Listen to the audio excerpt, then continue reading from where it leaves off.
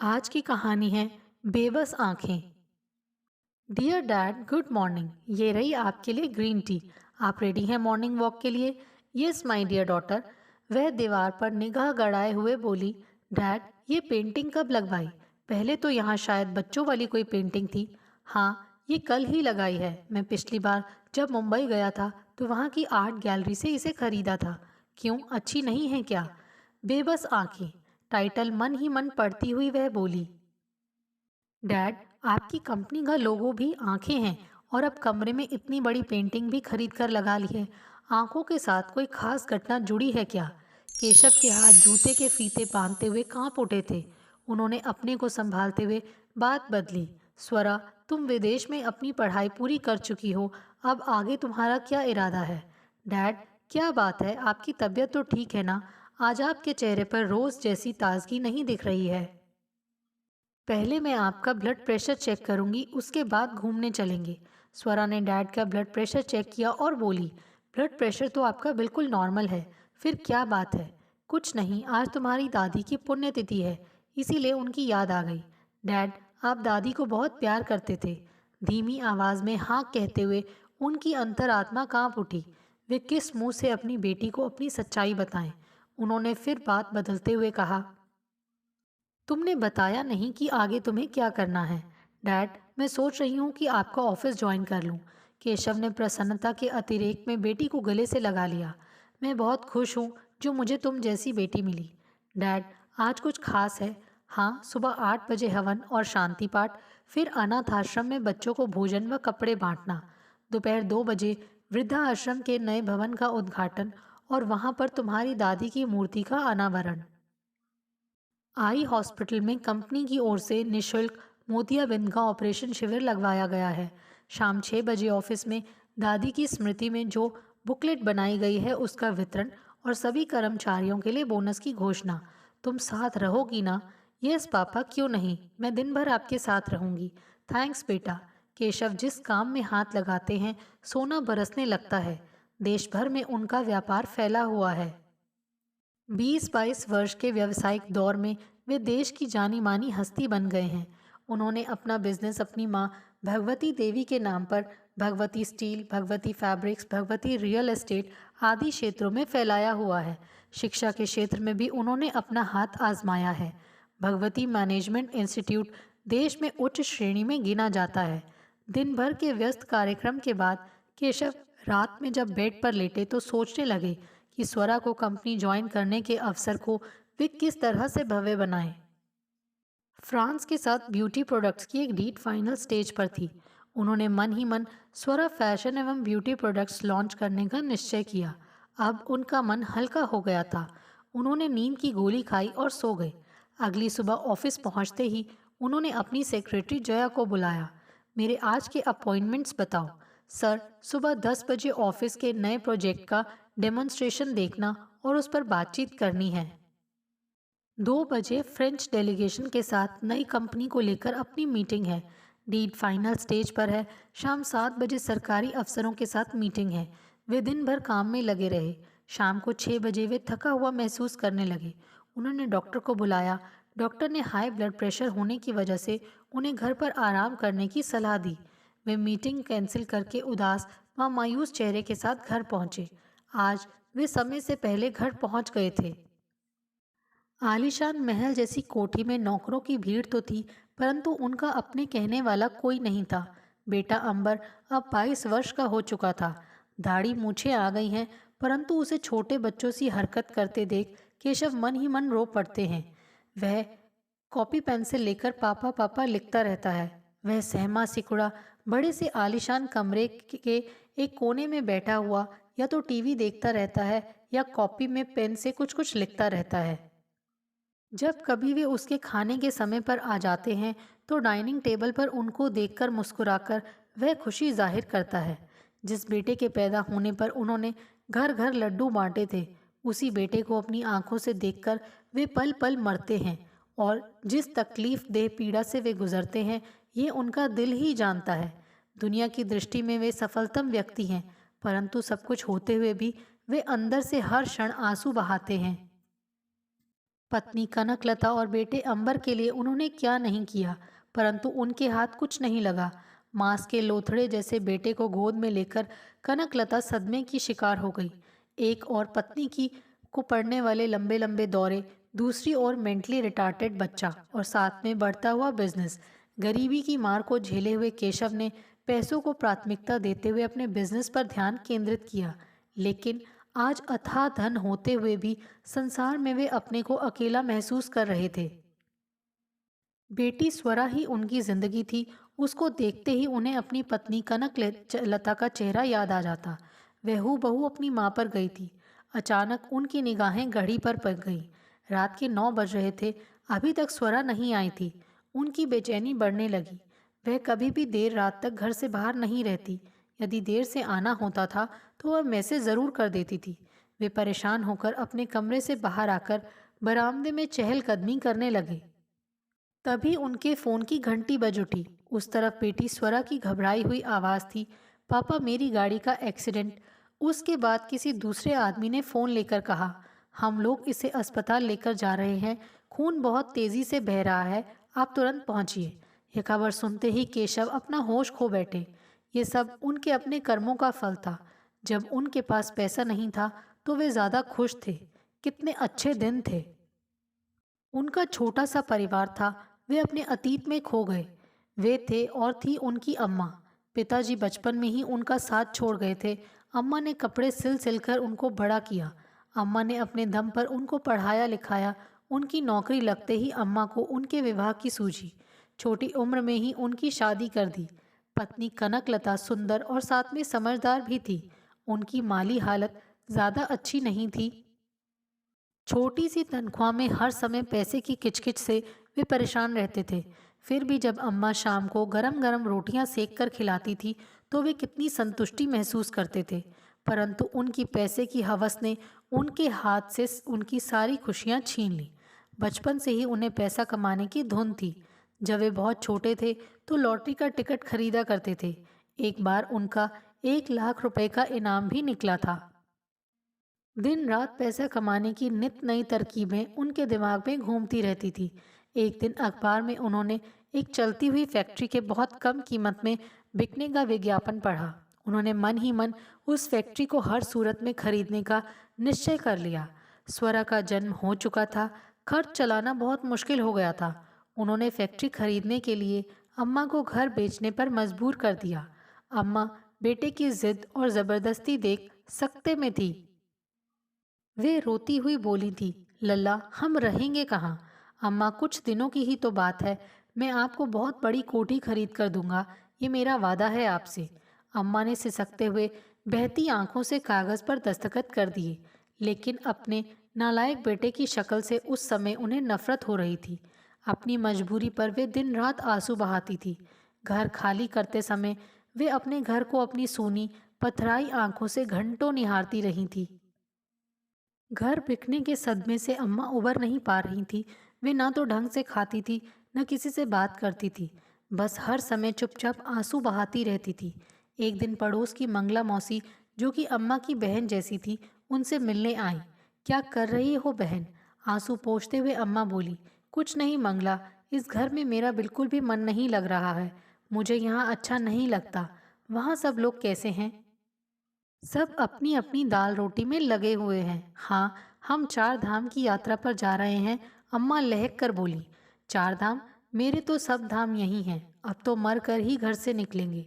अपने लोगों की तो सारी जिंदगी बेटा बेटी और चूल्हे चौके में बीत गई। कुछ कभी अपने बारे में भी सोचोगी? तीर्थ यात्रा में जाने का तो बहुत मन है, लेकिन क्या करूं? स्वरा अभी छोटी है, नई जगह है, अकेली बहू को छोड़कर कैसे जाऊं? मैं तो 4 धाम यात्रा वाली सरकारी बस से यात्रा पर जा रही हूँ।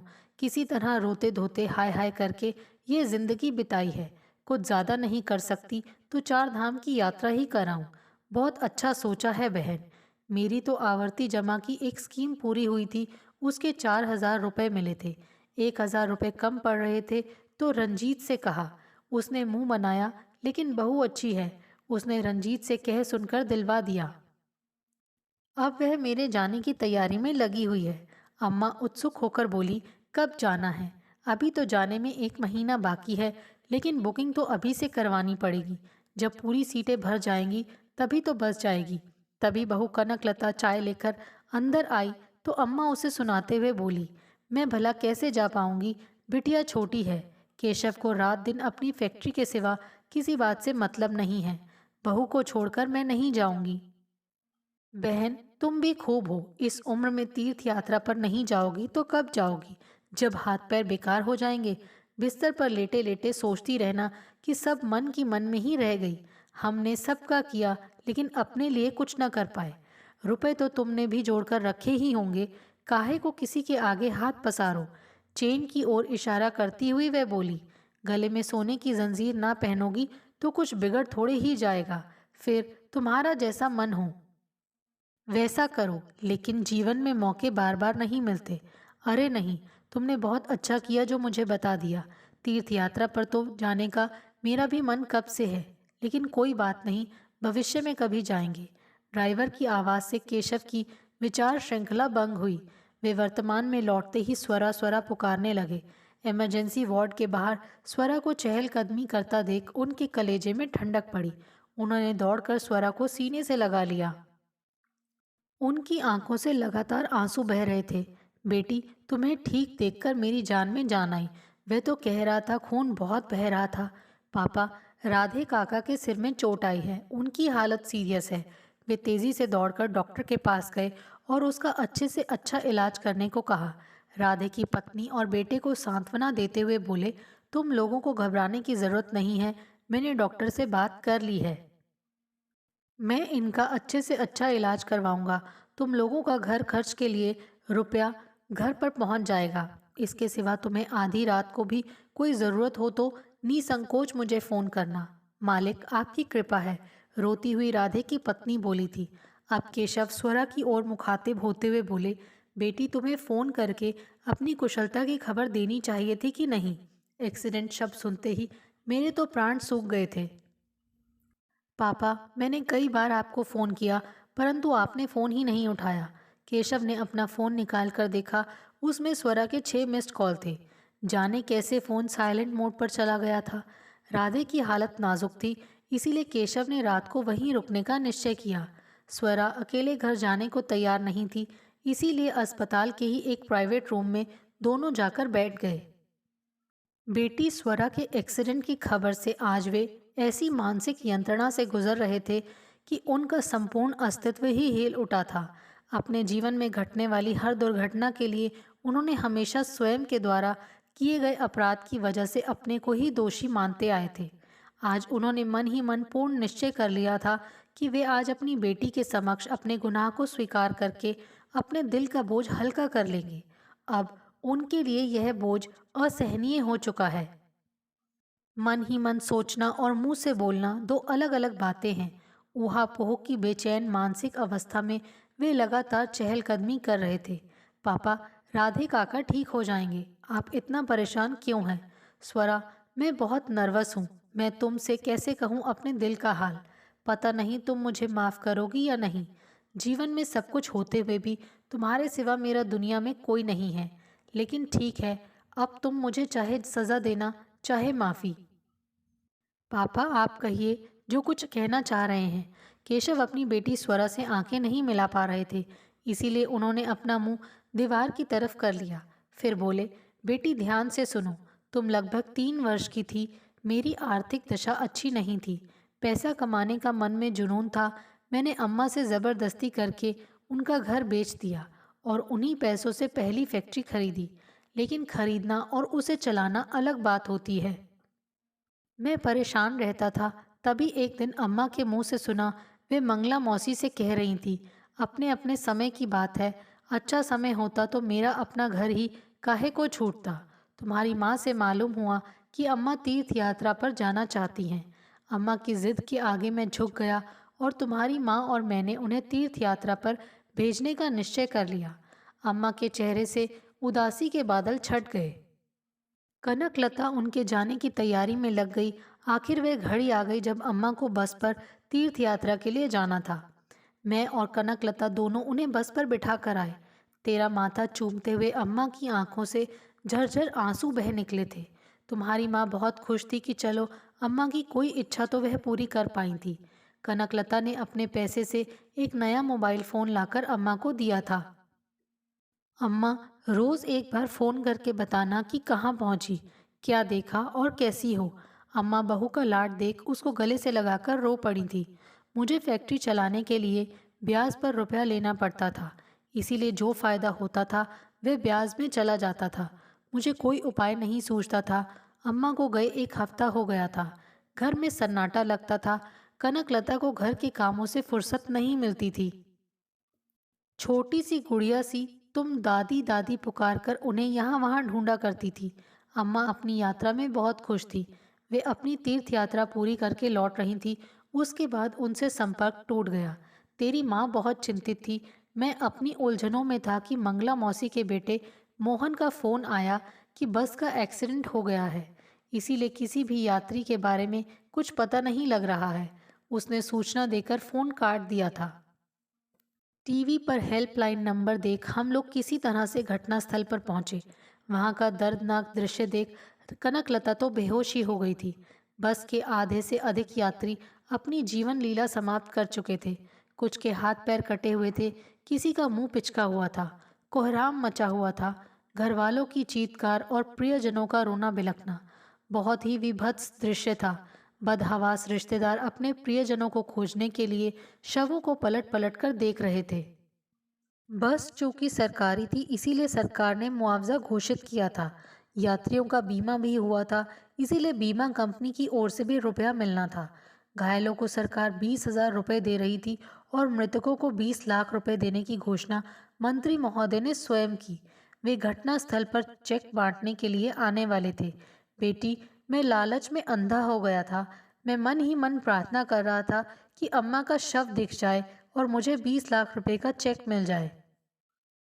तभी एक एनजीओ कार्यकर्ता की आवाज कानों में पड़ी। कुदरत ने कैसा अन्याय किया है। हाथ पैर दोनों कट गए हैं, आंतें भी बाहर निकली पड़ी हैं। वह अपने साथी से बोला, देखो जरा, यह बूढ़ी अम्मा शायद अपने बेटे की आस में पलके खोले रखे हैं। काहे? अम्मा अपने लड़के को ढूंढ रही हो? उन लोगों की बातें सुन महज जिज्ञासावश मेरी नजरें अम्मा की बेबस आंखों से टकराई। पल भर को मैं सहम गया था। मुझे अपना 20 लाख रुपए का चेक हाथ से जाता हुआ दिख रहा था। गंभीर रूप से घायल बेजान अम्मा की आवाज अवश्य जा चुकी थी, परंतु उनकी लाचार आंखों ने अपने स्वार्थी बेटे की इस हरकत पर कुदरत से अवश्य मौत मांगी होगी। मैं पैसे का लालची और स्वार्थ में अंधा बेटा दूसरी लाश की शिनाख्त कर उसे अपनी अम्मा बताकर 20 लाख रुपए का चेक लेकर धंधे में लग गया। परंतु तुम्हारी माँ कनकलता को कतई कभी विश्वास नहीं हुआ कि अम्मा अब इस दुनिया में नहीं है। उसी समय कनकलता गर्भवती भी हो गई थी, परंतु वह सदमे में थी। मैं अपने धंधे में व्यस्त था, ना तो मुझे दिन का होश न रात का। मुझे कनक को देखने की फुर्सत ही नहीं थी, और जब अंबर पैदा हुआ तो मैंने खूब खुशी मनाई। परंतु कनक अभी भी गुमसुम रहती थी। जब 3-4 महीने के बाद अंबर के मेंटली रिटार्टेड होने का पता लगा तो पहली बार कनकलता को हिस्टीरिया का तेज दौरा पड़ा। धीरे धीरे उसकी मानसिक स्थिति बिगड़ती गई। दोबारा होने वाले इस सदमे से वह फिर उबर नहीं पाई। वह पूर्ण रूप से मानसिक रोगी बन चुकी थी। मजबूरन मुझे उसे कमरे में बंद करना पड़ा। स्वरा, मैं धन के ढेर पर बैठा हुआ उल्लू हूँ। मैंने अपनी अम्मा के साथ अन्याय किया। धन के लालच में मैं अंधा हो गया। धन तो मुझे अथाह मिल गया, परंतु जीवन से सब कुछ छिन गया। माँ के प्रति किए गए अपराध के अवसाद से पत्नी पागल हो गई और बेटा अपाहिज रह गया। वह जीवित लाश की तरह है। मैं मात्र तुम्हारे सहारे तेरी उम्मीद पर जीवित हूँ, परंतु आज तुम्हारे एक्सीडेंट की खबर से मैं अंदर तक कांप उठा। अब भविष्य में मुझे कुछ भी खोने की शक्ति नहीं है। अम्मा की बेबस आंखें आज भी मुझे डराती हैं। मैं आज तक एक दिन भी चैन की नींद नहीं सोच सका हूँ। मैं पैसे के लालच में ऐसा अंधा था कि अपनी जीवित माँ को भी पहचानने से इनकार कर दिया। मैं अपराधी हूँ। मेरा अपराध क्षमा योग्य भी नहीं है। अपने कलेजे पर अपराध के बोझ के भार को उठाकर घूम रहा हूँ। मेरी बेटी, अब इसके बाद मैं तुम्हें नहीं खोना चाहता। मेरी बच्ची, मैंने तुम्हारे सामने अपना दिल खोलकर रख दिया है। तुम जो चाहे वह सज़ा दो मुझे। मेरा सिर तुम्हारे सामने झुका है। केशव सिर झुकाकर बच्चों की तरह फूट फूट कर रो पड़े थे। स्वरा किंग कर्तव्य विमूढ़ कुछ समय निश्चल खड़ी रही। आज वह पापा की बेबस आंखों को पश्चाताप के आंसू बहाते देख रही थी। आखिरकार वह पापा के गले से लिपट गई। अब दो जोड़ी बेबस आंखों से आंसू बह रहे थे। दोस्तों, आपको हमारी ये कहानी कैसे लगी? प्लीज़ कमेंट्स करके बताइए। Thanks for watching this video.